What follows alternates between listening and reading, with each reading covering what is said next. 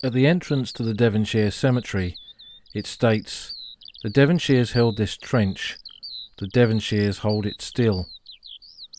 On the first day of the Battle of the Somme, the lives of 3 officers of this regiment came together here on the slopes of the ground around the village of Mametz. As we begin Season 3 of the Old Frontline podcast, we find ourselves once again on the Somme battlefields, this time outside the small village of Mametz. Mametz, or Mamet to the locals, they pronounce it both ways there, and having asked many locals over the years which is the correct way, they shrug their shoulders in that classic French way and just say both. But certainly to the troops who were there in 1915 and 1916, as the British began to take over this sector of the Somme battlefields, it was always Mametz. And the veterans that I interviewed back in the 80s and 90s who fought in this area, that's how they always referred to it, and that's how we'll refer to it in this podcast. So on the high ground above Mametz, we're looking down onto a battlefield heavily fought over on the first day of the Battle of the Somme, the 1st of July 1916. And it's a story really of one battalion that we're going to look at in this podcast, the 9th Battalion, the Devonshire Regiment. Before we get to that point, a little bit of background to Mametz itself. It saw fighting in 1914 when French troops clashed with the Germans here, and then both sides established their positions. The French occupying a rather strange line really that wove up onto the high ground here, looking down onto Mametz. In this area, dominated by some small pockets of woodland, the high ground didn't seem to really afford the French much of an advantage, and the front lines were pretty close here, and a lot of tunnelling warfare, mining operations took place, first with the French and then with the British when we took over this sector. The village of Mametz itself was behind the German lines. They were on some of the slopes above the village and also wound around the village, going across towards the next location in their defences, which was the village of Montauban. The Germans built up their defences in and around Mametz in that period from the establishment of the front lines here in the autumn of 1914 in the lead up to the 1916 Battle of the Somme, and the sloping ground around the village gave the defenders, the Germans, an advantage here because there were good fields of fire for any machine guns they might place at different points around the battlefield. So Mametz was not necessarily a formidable part of the German defences, but it would not be easy to overcome. And when the Battle of the Somme was planned and the great advance, the big push, was to take place here, it was one of many villages in this area that was scheduled to be taken in the early phase of the attack. And one of the battalions that would be involved in that attack was the 9th Battalion of the Devonshire Regiment. The 9th Devons were raised at Exeter on the 15th of September 1914 as part of the 2nd New Army, the 2nd 100,000. So these were the men who had responded to Lord Kitchener's call originally in August of 1914, and the response being so great that the new army expanded, and the men of what quickly became known as Kitchener's army flooded in such great numbers to recruiting offices that right across Britain, and Devon was no different, battalion after battalion was formed. And the 8th and the 9th Devons became twin battalions really that would serve alongside each other for most of the war. Initially they were posted to the 20th Light Division, which was unusual because the Devonshire Regiment was not a light infantry regiment. They were kind of out of place in that unit, but they did their training with them at Aldershots. There was a great lack of equipment within the battalion at that time, which was really characteristic of much of Kitchener's army in those early months from the autumn of 1914 into early 1915. There was a lack of uniforms, so they wore a blue serge tunic, Kitchener's blues. Many of them felt that it looked like a prison outfit, prison uniform, and they really hated wearing it. But despite its blue serge colour, they were able to make it look like a proper military uniform by the addition of brass shoulder titles and cap badges to the little forage cab they wore as part of that uniform. Eventually khaki arrived, gradually bits of leather equipment, the 1914 pattern leather equipment that a lot of men in the new army wore. The odd bits of webbing equipment arrived as well, and gradually the battalion went from a bunch of civilians who had stepped into uniform not really looking much like soldiers in the early months, to becoming more and more of a proficient military organised unit. And that training then took them from Aldershot to Whitley. All around Whitley there were vast camps during the First World War, and then finally on to Salisbury Plain. And then by the summer of 1915, nearly a year after they'd first been raised, they were ready for active service, and they were sent down to Southampton to take a common route to the Western Front at that time, which was on a troop ship, across from Southampton to Le Havre. And they arrived at Le Havre on the 28th of July 1915, assembled just outside Le Havre, went to the base depot at Rouen, and then made their way up towards the battlefield. They were now no longer part of the 20th Light Division. I think that as that division expanded and more light infantry battalions of different regiments had been formed as part of Kitchener's army, there was no need to have two Devonshire battalions in the division. So when they arrived in France, they found themselves posted to a regular army division, the 7th Division, that had been on the Western Front since October of 1914. It had taken part in battles like the First Battle of Ypres and the Battle of Neuve-Chapelle in early 1915, and in that summer of that year it was now amassing to take part in another offensive, what was scheduled to be the biggest British offensive to date, and that was the Battle of Loos. Both the 8th and the 9th Battalions of the Devonshire Regiment fought together with the 7th Division in the Battle of Loos in September 1915, suffered casualties there, had men killed in action, many wounded, and a large number of decorations for bravery.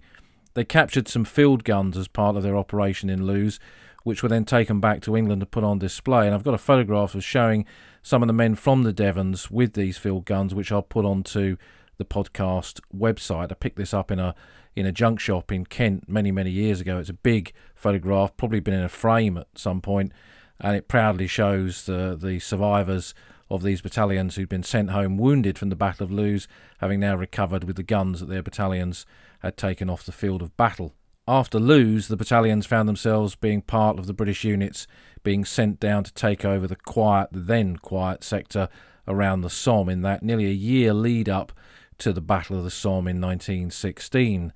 They occupied this high ground where we're standing now, above the village of Mametz, and serving close to the 9th Devons was the 1st Battalion, the Royal Welsh Fusiliers, serving in which at that time was Robert Graves and Siegfried Sassoon, both of who wrote about their experiences there in Graves's Goodbye to All That and Sassoon's Memoirs of a Fox Hunting Man, and also Memoirs of an Infantry Officer.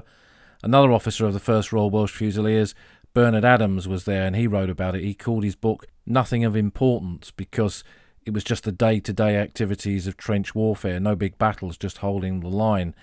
And the stories of those three men and those three books we'll look at in a future Books and Battlefields in another episode of the podcast. But the 9th Devons had a very similar experience holding the line here in those long months before the Somme, in and out of the trenches, working on the trenches, building up the infrastructure of the line here, digging new communication trenches, working on duck boards and supports, not really doing much fighting, really, just doing labouring tasks, which was a big part of the day-to-day activities of British soldiers right across the Western Front. So that quiet period in the lead up to the Somme gave the officers and men of the 9th Devons time to reflect. Originally a Devonshire battalion recruited with Devonians, the replacements after Loos came from a wide spread of backgrounds, so the Devon character was diluted a little bit in that period between the end of the Battle of Loos and the beginning of the Battle of the Somme, but still the majority of the men serving in the ranks of the battalion were born or certainly came from Devon. So having established where we are and established the units, the story that we're looking at, the men of the 9th Battalion, the Devonshire Regiment, what I want to do next, and it's quite hard to really comprehend an entire battalion, but let's look at it through the eyes of three men, three characters within that battalion. All of them officers, and being officers, they've left behind a bit of a legacy that we can research and pick up the trail of their lives and understand the events of the Somme a little bit more through them. Two of them very well known, one not so well known, but all three of them have fascinated me over many years of visiting the Somme. So let's have a look at those characters within the 9th Devons.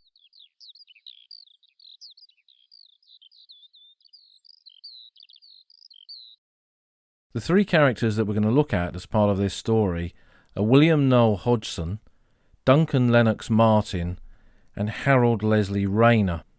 William Hodgson and Duncan Martin are perhaps better known. Their story has been told in many books on the Somme, including my own. Rayner perhaps less so. But let's start with William Noel Hodgson. Born at Thornbury Vicarage in Gloucestershire in 1893, he was born into one of the coldest winters of Victorian Britain. On the very day that he was born, on the 3rd of January 1893, it was said that over 30,000 people skated on a frozen River Thames. His father, the vicarage is probably a clue to this, was an Oxford-educated vicar, a parish priest. And in 1897 they moved to Berwick-on-Tweed. And then in 1904 his father was appointed the Archdeacon of Lindisfarne on the Northumberland coast. During this period, the young William Noel Hodgson spent a lot of his time in the Lake District, an area that he loved greatly and featured in quite a lot of his writings, and he began to write poetry as a young man, something he would continue to do for the rest of his life. He was part of that middle-class, upper-middle-class British society that loved the countryside, that had this great connection to the countryside, and wrote about it both before the war, during the war, and those that survived afterwards. There's a great link between how the men saw the landscapes of the Western Front and how they connected those to the landscapes they'd known back home in Britain. He was educated at Durham School and then at Oxford. He was in many respects a classic figure of that generation, a love of the countryside, a love of poetry, a desire to write poetry, an interest in the classics, and a great sportsman. So young men of his generation were almost classical figures in their own right, and it's no surprise that when war came in August 1914, he was amongst the very first to step forward and volunteer. With a public school and university background, he would have attended the OTC, the Officer Training Corps. So after being commissioned as a second lieutenant, he was posted as one of the earliest officers to the 9th Battalion, the Devonshire Regiment. He served overseas with them in those early months, and then at the Battle of Lewes, where he was a bombing officer. He was the battalion bombing officer. So he was in charge of the men whose specialist task was to use the early hand grenades that they had at that time to bomb their way up the enemy trenches, bomb their way into them, work their way through them, take out dugouts and defensive positions. It was quite a risky job, and the casualty rate amongst bombers was high, often from their own bombs. These early bombs that they used in 1915 during the Battle of Lewes were not the most reliable. But at that stage, it was the tipping point between the older style of grenades, many of them improvised jam tin bombs, which were literally tins of plum and apple jam, where the jam had been consumed, and instead they'd put explosive, often a gun cotton type explosive in there with a wick fuse. You lit it and then you threw it. This was that tipping point between those type of bombs and the introduction of the number 5 grenade, which was what we call the Mills hand grenade, that was used very successfully by bombers and by British soldiers generally for much of the rest of the war. As a bombing officer in those trenches in the Battle of Lewes, he led his men into the attack, and for his bravery there, he was subsequently awarded the Military Cross, one of the first MCs to officers of the 9th Battalion, the Devonshire Regiment. The poetry that he'd written as a young man before the war continued apace when he became an officer of the British Army. In those early months of the conflict before he arrived on the Western Front, his style was very similar to many poets of that period, seeing war as a glorious adventure. But after the Battle of Lewes, you begin to see a change in the type of poetry that he wrote, a lot more reflective, and it would result in the poem that would eventually make him famous. Without spoiling the story, Hodgson would not survive the first day of the Battle of the Somme, and his work appeared posthumously following his death. And what was probably most remarkable about what he wrote was that poem that was almost a pessimistic prediction of his death on the battlefield. And that poem was Before Action, written on the Somme on the 29th of June 1916. So Before Action, by William Noel Hodgson. By all the glories of the day and the cool evening's benison, by that last sunset touch that lay upon the hills when day was done, by beauty lavishly outpoured, and blessings carelessly received. By all the days that I have lived, make me a soldier, Lord. By all of man's hopes and fears, and all the wonders poets sing, the laughter of unclouded years, and every sad and lovely thing, by the romantic ages stored with high endeavour that was his, by all his mad catastrophes, make me a man, O Lord. I, on my familiar hill, saw with uncomprehending eyes 100 of thy sunsets spill their fresh and sanguine sacrifice, ere the sun swings his noonday sword, must say goodbye to all of this. By all delights that I shall miss, help me to die, O Lord. And a few days later he was killed in action. And that last part of the poem where he describes almost where we're standing now, overlooking Mametz, watching the sunsets, waiting for the inevitable road that seemed to lead ahead. There are some great books on William Noel Hodgson. Charlotte Ziepvat's most recent book on him, it really is fantastic, and I'll put some links to these on the podcast website. So that's the first of our characters. The second is Duncan Lennox Martin. Born in Algiers in May 1886, Duncan Lennox Martin is a bit of a mystery, and I'm really grateful to Andrew Thornton in Thirsk for his help with some of the research on Martin that's come to light in recent times. His father was an ostrich farmer in the Cape Colony in South Africa, but in the early parts of the 20th century they appear to have had a house in Halsham in Sussex. Later his parents separated, and Duncan Martin was educated at a small school in Somerset. By then his mother was living in Crowborough in Sussex. Duncan Lennox Martin then seems to disappear from the record. Very, very little is known about him during this time, from school until the army. There's no trace of him going to any university, no other education, no civil service, and no pre-war military service. It's believed that at some point during that period in the Edwardian years, he lived and worked as an artist in St Ives in Cornwall. But one man in his battalion, in one of the records that survives for him in his service record, describes him as a secret service man. So there's the mystery. Was Duncan Lennox Martin a pre-war spy? It was believed, or perhaps assumed by some of those who served with him, that he was widely travelled, and it was known that he spoke French and German fluently. So what he did in those years before the Great War, perhaps we'll never know. But it all adds something to the man himself, a man much admired within the 9th Devonshire Regiment. Like Hodgson, he joins the army right at the beginning of the war. He'd been posted to the 9th Battalion Devonshire Regiment as one of their original officers. He was mentioned in dispatches twice following the Battle of Lewes in 1915. But the thing that really has made Martin famous was not his pre-war exploits, not what he did at the Battle of Lewes, but the plasticine model that he made of the Mametz battlefield. So how do we know about this model? It's mentioned in Martin Middlebrook's First Day of the Somme. He doesn't actually put a source for this story, but some years ago I was looking through the correspondence files of the official military historian for the volumes of the official history that were published in the 1920s and 30s.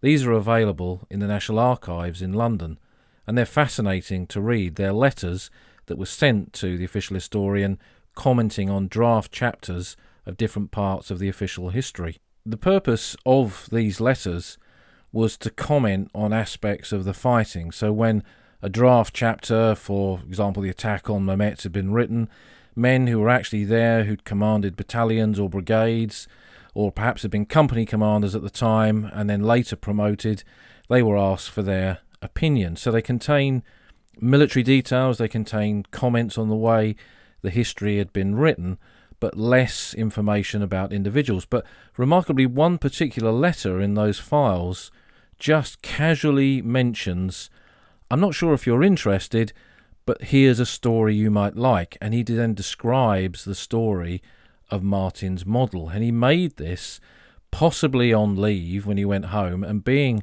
perhaps that he actually was this artist that worked in St Ives in Cornwall, he used his artistic skills to create this 3D model of the battlefield and brought it back with him. for the men of his battalion and the other battalions within their brigade, and possibly the other battalions and brigades within the division. But they could use this model to assess the German defences in a way that they couldn't easily do just from maps or from air photos. And it is said that on the model he had predicted that if the machine guns were not knocked out at given places, then he and his men would move out into the battlefield and be killed at this point or that point. Now, I don't think we'll ever know whether that aspect of the story is entirely true, but certainly, obviously, this was one of the purposes of the model, was to essentially wargame the attack before it took place to try and work out some potential problems and ways they could get round that. The model was said to have survived, and there was a record of it in the Royal United Services Institute catalogue. And within Martin's service record in the National Archives, there is a letter from one of his relatives saying that he was seeking this model out. And my old pal John Dray, who I often mention in these podcasts, a veteran of the Second World War who'd fought at Monte Cassino, a man absolutely fascinated, passionate about the Great War because of his father who'd fought in it and been wounded 3 times.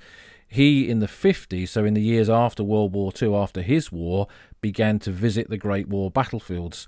And when he read about the story of Martin's model in Middlebrook's book, he then began a journey to try and trace where this was. Did it survive? But his attempts in the late 70s to try and track it down unfortunately failed. From what he could make out, the model had survived for many, many years, but had deteriorated and had been thrown away. If it's languishing in a listener's loft when you hear this podcast, I'd love to hear about it.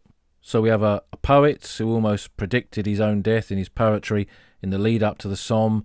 We have a company commander, Duncan Martin, making a model of the battlefield and almost predicting where he's going to die. There's quite a lot of pessimism in the 9th Battalion, the Devons, I think because they were different to many men who fought on the Somme in the early phase of the battle, and they'd fought in a major battle before, the Battle of Loos. So when they were told this was just going to be a walkover, a cakewalk, perhaps they were a little bit less convinced, given their experiences at Loos. But our third character, the third one we're going to look at as part of this story, is Harold Leslie Rayner. Now, Harold Leslie Rayner is not as well known as Hodgson and Martin, and I came across him because I spent a lot of time in the 80s and 90s going across parts of the county in which I was born, the county of Sussex, visiting places and looking at war memorials and finding war graves tucked away in churchyards in the days before you could easily look them up as to where they were, and also finding a lot of memorial inscriptions on family headstones. And one place I went to with my old friend Andrew Whittington that I was at school with was Wadhurst in Sussex. And this little East Sussex village suffered tremendous casualties on the first day of the Battle of Albers Ridge, the 9th of May 1915, when men from the local battalion, the 5th Royal Sussex, were almost wiped out in the attack there, and 20-odd men from the village died in a single day, which for a tiny place like that was absolutely catastrophic. But walking round the churchyard there, I just happened to notice a bit of an inscription tucked under some undergrowth, and pulled the weeds back, and there was a family grave that mentioned Harold Leslie Rayner, an officer of the 9th Battalion, the Devonshire Regiment, killed on the first day of the Battle of the Somme. So that piqued my interest a bit, and then I realised that he was part of the story, and he was buried with some of the more famous members of the battalion in the Devonshire Cemetery, which is something we'll look at as part of this podcast. So who was Harold Leslie Rayner? Well, he was born originally in Hampstead in London in 1890. His father was the manager of a furniture store, Maple and Company, in Tottenham Court Road in London.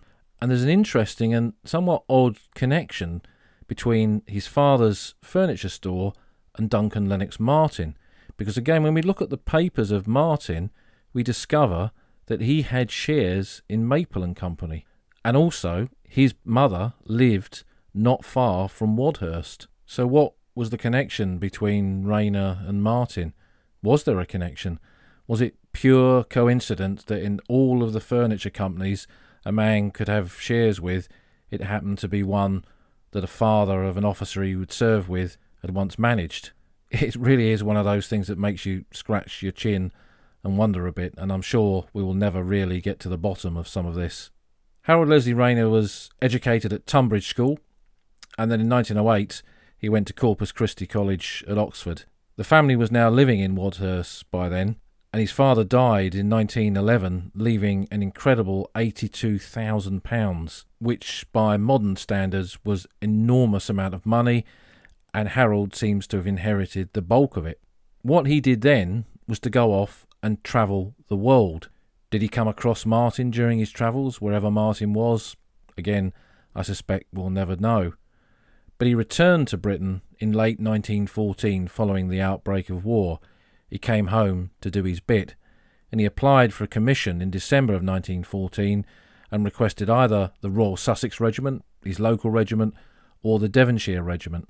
And again, why he would do that, who knows? He didn't have any obvious connections to Devon, so perhaps he did know Martin somehow, because by then Martin was already in the 9th Devons. Whatever, he joined the 9th Devons in the lead up to Christmas of 1914, and again, just like Hodgson and Martin, fought with them in the Battle of Lewes, and also alongside his old university friend John Upcott, who features very heavily in the story of Hodgson and is very much a key character in Charlotte Zietvat's book on William Noel Hodgson, which, as I mentioned, we'll put a link to on the podcast website.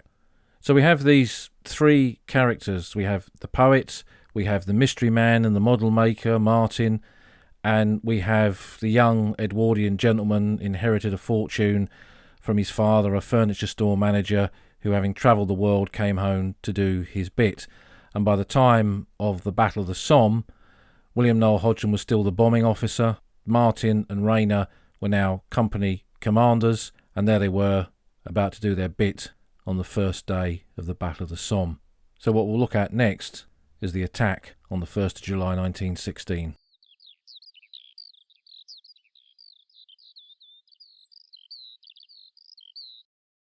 So if we go back to where we were at the very beginning of this episode, we're standing on a junction of tracks above the village of Mametz. Over to our right, below us in the distance, is the village of Carnoy, Connoy as the French call it, and this was just behind the British front line.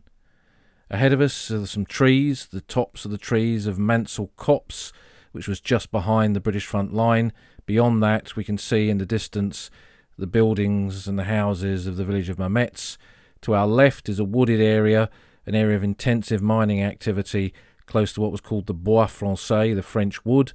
And then behind us to our left, we're going back towards Bray-sur-Somme and the approach to the battlefield leading up towards this area between the village of Fricourt and Mametz, where Sassoon and Graves and Bernard Adams and all the others were in that sector in the lead up to the Battle of the Somme. This is very much a poet's area, and it features in the Poet's Walk of my Walking the Somme book. Between where we're standing on this junction of tracks and Mansel Copse was a network of trenches, the front line, the support line, the reserve line, and on the first day of the Battle of the Somme, the 9th Battalion and the Devonshire Regiment was spread out in between those different trenches, with the battalion headquarters just across to our left. The 9th Battalion Devonshire Regiment had 2 companies up and 2 companies back, effectively. So 2 companies were going to be part of the assaulting wave, and 2 companies were going to follow up shortly afterwards. They were all going to advance from behind their own front line. The possible reason for that, I would guess, is that the trenches here were on a slope, and it was easier to get the men up above ground, assemble them here in the open, and then make their advance down towards Mametz. The very front line directly the other side of Mansel Copse was probably not a big enough area to assemble the attacking troops, and possibly too close to the potential eyes of the enemy. Maybe this was something they'd learned from the Battle of Lewes, but that was how the advance would take place here, from behind their own front line. So not this classic idea of whistles blowing, men scrambling up ladders, climbing up over the sandbags and straight into no man's land. They were going to advance across their own trench system to get to the very front line and begin their advance across no man's land from there. And I would guess that they'd built bridges across some of the trenches to facilitate the movement of that advance more smoothly. Otherwise the men would be in and out of holes in the ground. Ahead of them, once they got to the area of no man's land, it was a roughly sort of L-shaped battlefield, with Mansel Copse sitting on the corner of that L and the front line pivoting around it.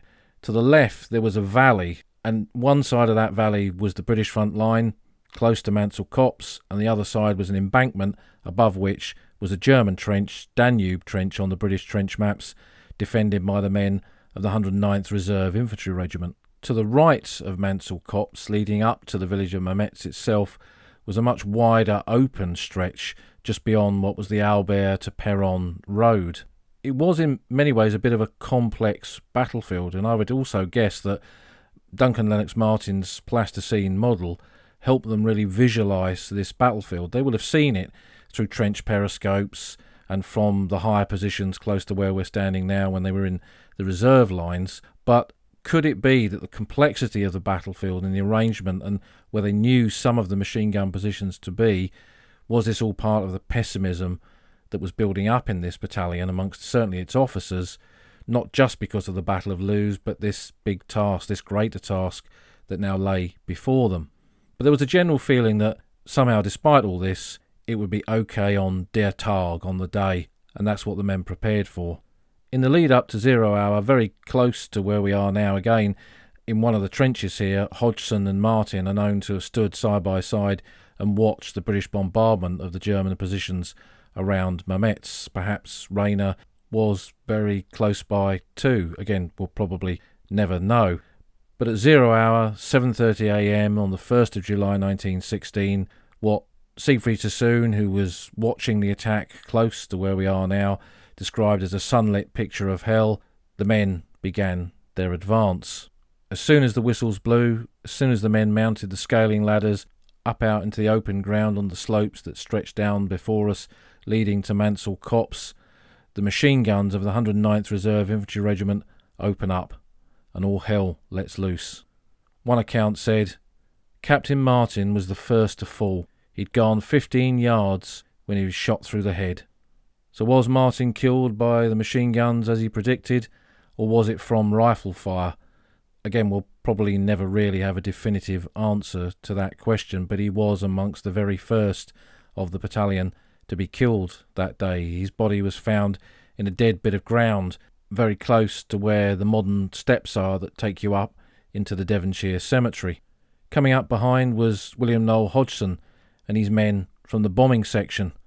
The bombers' task was to go forward, cross no man's land, and then bomb their way into the German positions to effect an entry for the whole battalion, and then fight their way up through that trench system and into the ground close to Mametz village. The bombers, of course, were laden down with the gear that they needed. They carried their usual supply of bombs, probably some buckets of bombs that would be required to carry out their work once in the German trenches, so their movement was pretty slow compared to perhaps some of the infantry rifle sections. And they walked into this wall of machine gun fire, and William Noel Hodgson at the head of his men was amongst the first to fall.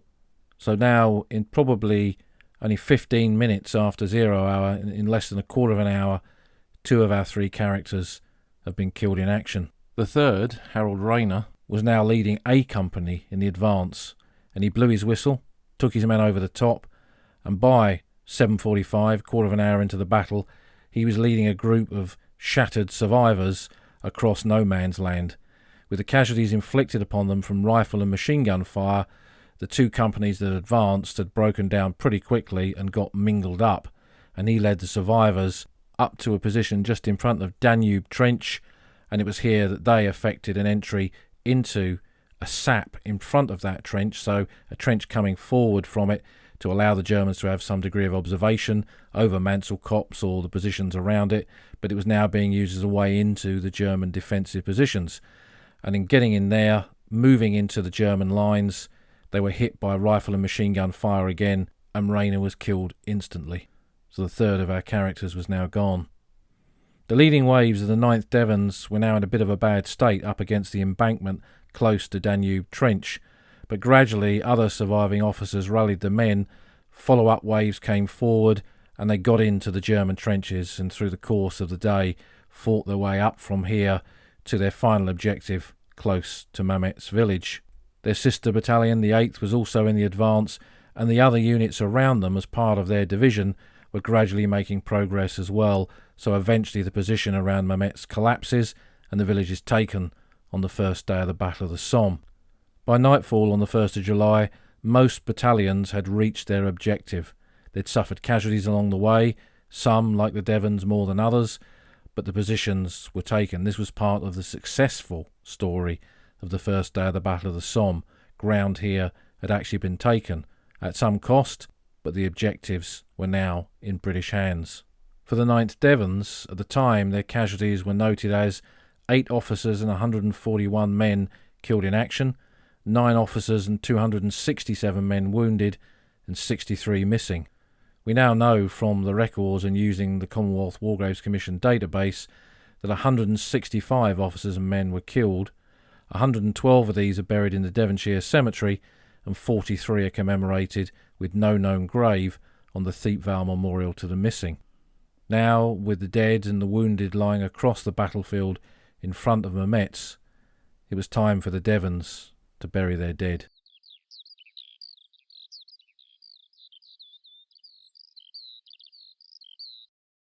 We've walked down now from that junction of tracks on the high ground, following the track downwards towards Mansel Copse, and in doing so we note how the terrain here changes around us and the view towards Mametz village changes as well.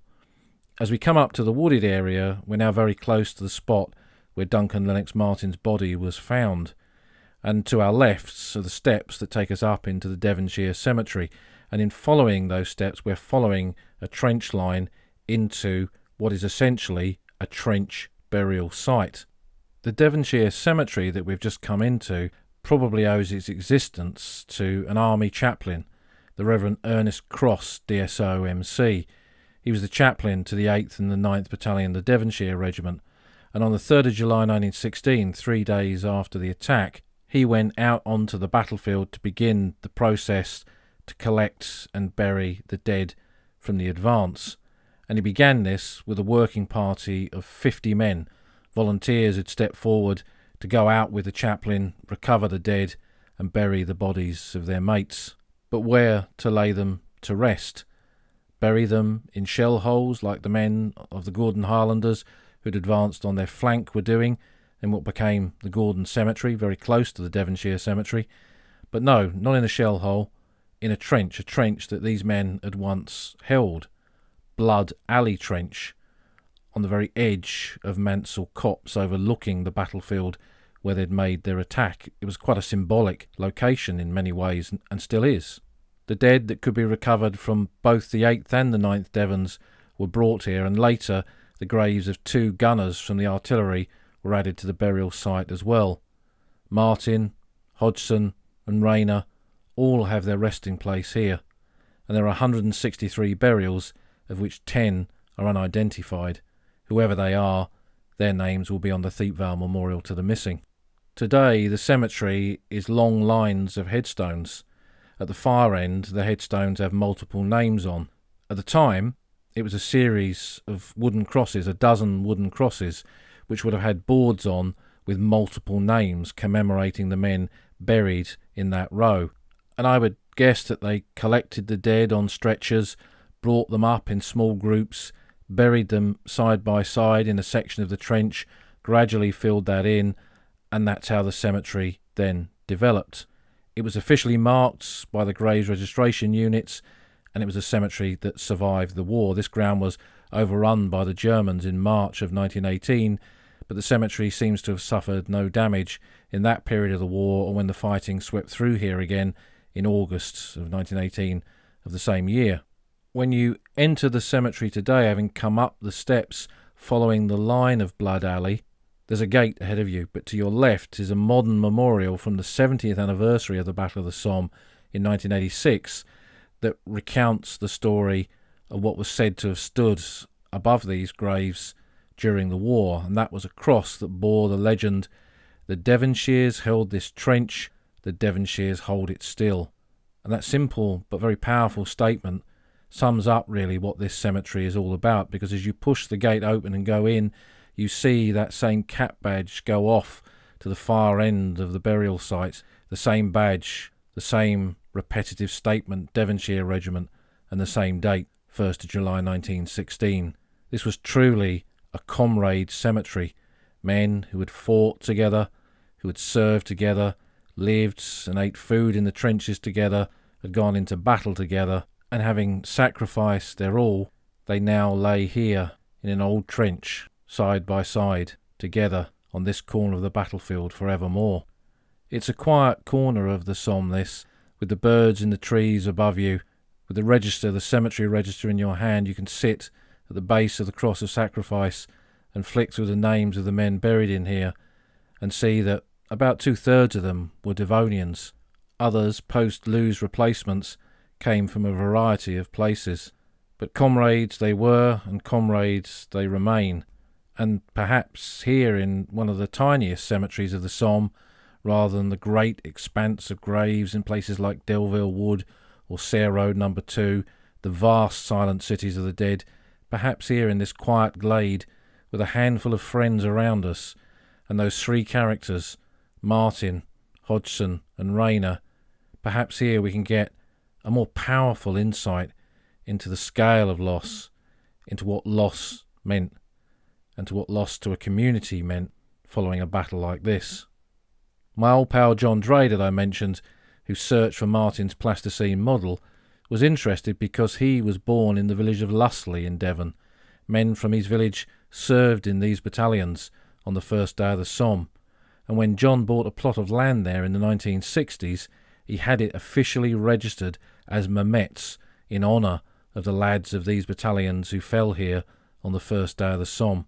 For John that was an important connection, and we all have these connections that we take with us, whether it's a bit of soil in a plastic container from a battlefield that fascinates us or we have a personal connection to, whether it's through our photographs, through what we see and what we remember, and through the stories of the men who served in places like this. A poet like William Noel Hodgson, a young man who'd lived and loved the countryside, watching the red glow of a Somme dawn as the sun rose above the trenches, foreseeing, perhaps, his own death, a death immortalised not just here in stone, but in the simple words of a poem written on the eve of battle. Or a man like Martin, Duncan Lennox Martin, a great adventurer, perhaps, who had chanced his luck once too often, and here in the opening moments of the Battle of the Somme, his luck ran out. And Harold Rayner, the inheritor of a family fortune, a man who'd gone off and explored the world, seen the world, and came back to serve the country he loved, only to die here too on the slopes before Mametz. And as we leave here and go back down the steps, walk down the road past the crumbling quarry on the edge of Mansel Copse, and see the faint traces of trenches amongst the trees, we come out in the valley to our left where Danube Trench was, where Rayner led his men in through the sap, and where he was killed. And ahead of us is the route into Mametz village. We take that and walk up those slopes to the edge of Mametz, where the shrine is located, a small cemetery, a civil cemetery, where one of many German machine guns was located. And here we can sit on the banks and look back to Mansel Copse, and in our mind's eye we can see the figures of men emerge from those trenches on the high ground beyond. All those lives, all those men, not just Hodgson, Martin and Rayner. In that sunlit picture of hell, all those lives converged on this one place, their corner of the old front line.